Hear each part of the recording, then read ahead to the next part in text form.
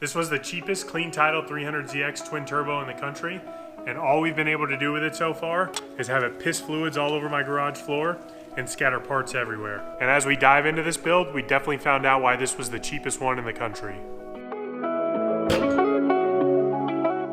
The last guy who owned this car gave up on trying to fix it, and now I'm starting to see why. And honestly, by the end of this video, I wouldn't be surprised if I'm ready to do the same. But last week we went to Harbor Freight and we got a service car to help clean up the garage, but the garage is still a huge mess, and it's because the service car is still in the box. So I'm not playing around anymore. I need to get this garage organized and have a clean working space if we're gonna be doing work on the engine. So we're gonna get this service car put together, and then we'll get back on the road to Twin Turbskis. This is a US General service car from Harbor Freight. It's $139. I started off by checking out the instructions, which weren't very clear. And honestly, it became pretty apparent that this is a two-person job, but I still managed to get it together by myself. It just would have been a lot easier to have a second person to attach the top to the bottom. So the reason why this will be such a big help in keeping the garage clean is I can store all the parts I'm taking off and all the cleaning stuff I'm using up top. And then inside the drawer, I can have all the active tools that I'm using instead of just tossing them at my feet and kicking them around on the floor. And then at the end of the day, I can just roll it to the back of the garage instead of all this stuff that's blocking my pathway to get in and out of my garage. With that out of the way, now we can address one of the most infamous sounds the 300ZX makes, and it's not turbo spool.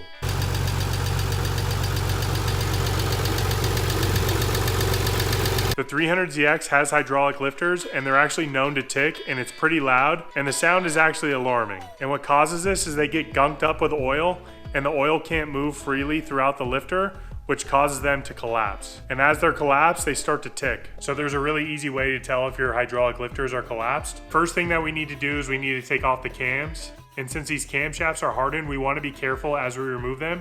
So we're going to loosen all the bolts slowly in a reverse torque pattern. And this is going to make sure that we don't bend, warp, or crack these camshafts. You also want to be very careful of the orientation and the order of the cam caps because they are machined in the engine. So you don't want to mix these up or flip them 180. And once the camshafts are actually out of the heads, we can then move on to testing the lifters. You're going to take a little tool and you're going to press down in your lifters. And if they move like this means they're collapsed. When you compare it to a good lifter right here, it's not moving at all. This means the oil is actually holding pressure and not allowing the lifter to collapse and cause that ticking noise. Now the problem with the 300ZX lifters is they're pretty expensive. It could run you almost $400 if you can find them. However, we can rebuild them pretty cheap, and I'm going to show you the process. We're going to start off by disassembling the lifters, and this process, although very simple, is not very fun. You're going to smack this on a piece of wood, and it actually takes some good force. And the reason why we do this is we need the piston in the lifter to actually come out of its seating place so that we can pull it out and disassemble the rest of the lifter. Once we get the piston out, we can actually press down on the check ball and release all the fluid so that we can pull the rest of the piston apart. And inside the piston, there's going to be a spring. There's also a check ball in there, but you don't really have to disassemble it to clean these. You're going to do this for all 24 valves. Even the ones that aren't collapsed, you might as well do it while you're here.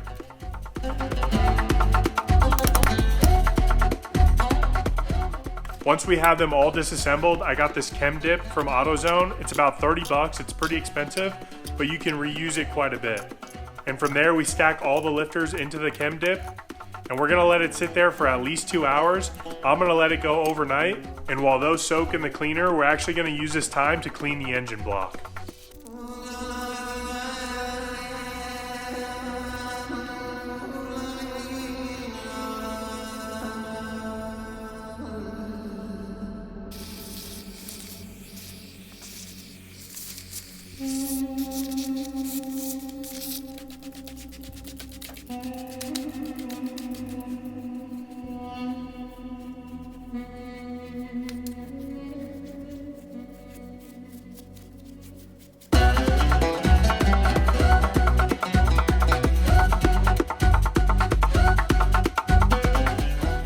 Since this is an iron block, I'm using a rust stopper. If you don't, you will get flash rust almost immediately once the water dries.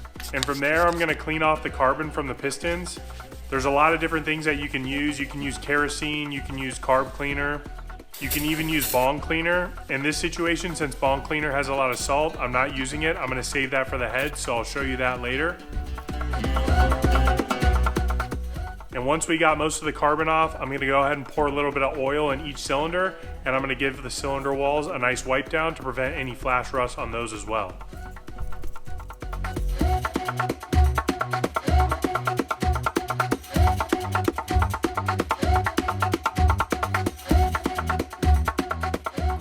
Now we can move back to the heads, and we're gonna give these a nice good cleaning like we did the engine block. Now, if you remember, I said a good cleaner to use on the engine block would be bong cleaner. And yes, I'm talking Cheech and Chong type of bong. We're gonna make some right now, and it only costs a couple bucks to make. You're gonna get some isopropyl alcohol, fill up a spray bottle. I don't really use any exact ratios, I just use a good amount. And once you have your isopropyl alcohol, you're just gonna add some table salt to it. This is one of the best cleaners I've ever used for getting oil, grease, and especially carbon off of an engine block. The best part is alcohol is completely safe on aluminum versus if you bought one of these cleaners that are actually made for aluminum, these run for $15 to $20 a gallon. And let's not even talk about how expensive carb cleaner and brake cleaner have gotten and how quickly you can blow through them. And not to mention, this stuff is actually easier to work with than all those products, so let me show you how it works. Like any other product, you're just gonna spray it on, and then I'm taking a nylon brush to scrub. This is about 30 seconds worth of scrubbing condensed down to 5. And then you just wipe it down with a towel. We're gonna go ahead and get the rest of this head cleaned up in a bucket. And now that the heads are clean, we're gonna wanna test to see if we need to lap the valves. The easiest way to test if the valves are sealing, other than a leak down test or a compression test, you just fill the combustion chamber with a liquid. I'm using water here, but ideally you'd want to use gas. And then you wait 30 minutes and you'll see if any of the liquid spills out through the exhaust or intake and if the water level drops. If it does, then you definitely need to lap the valves. If it doesn't, then your valves are probably sealing good. And after 30 minutes, the water level hasn't dropped at all. So all we have left on this side of the head is to clean off all this extra gasket material from the old head gasket. To clean off the old gasket, I'm just using Scotch-Brite and WD-40, and I'm gonna give it a nice good scrubbing. I'm not gonna apply a lot of pressure. I'm just gonna let the Scotch-Brite glide across the head.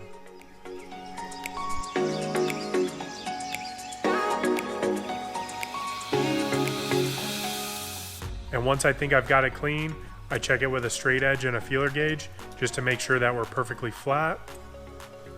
And it looks like we are. And we can't forget about the lifters that have been bathing in the chem dip overnight. It's time to finally rebuild these things. I start off by taking them all out of the chem dip, and then we're gonna rinse them all off with some cold water. And then use some compressed air to blow them all out and get any excess water out of there. And before they have time to dry, I'm gonna soak them down in WD-40. That way they don't oxidize.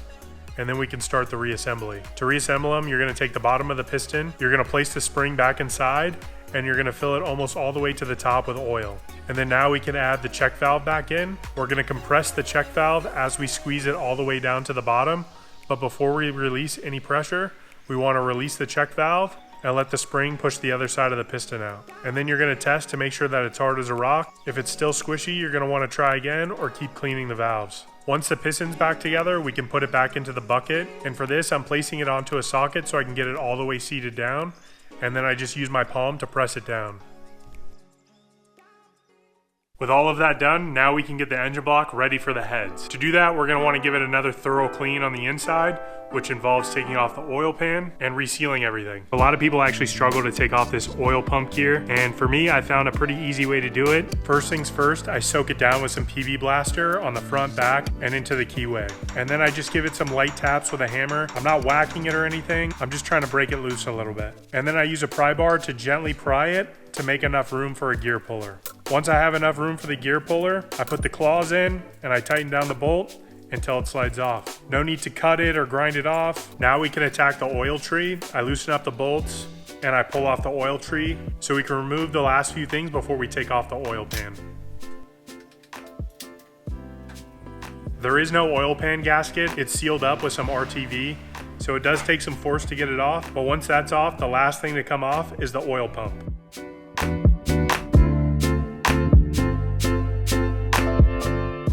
And with the oil pump off, we could start to clean off the gasket surface. I turn the engine on its side, that way I could use gravity to my advantage and help ensure that none of the old RTV falls into the engine. I did end up taking the heads to a machine shop just to be safe. They're just gonna skim over the heads and make sure that they're perfect. And then we could do the valve seals, put the new lifters in, and reassemble everything once we get those back. So I think we're at a good stopping point. If you haven't already, make sure you subscribe. If you want to, drop a like on the video, and I'll see you guys next week.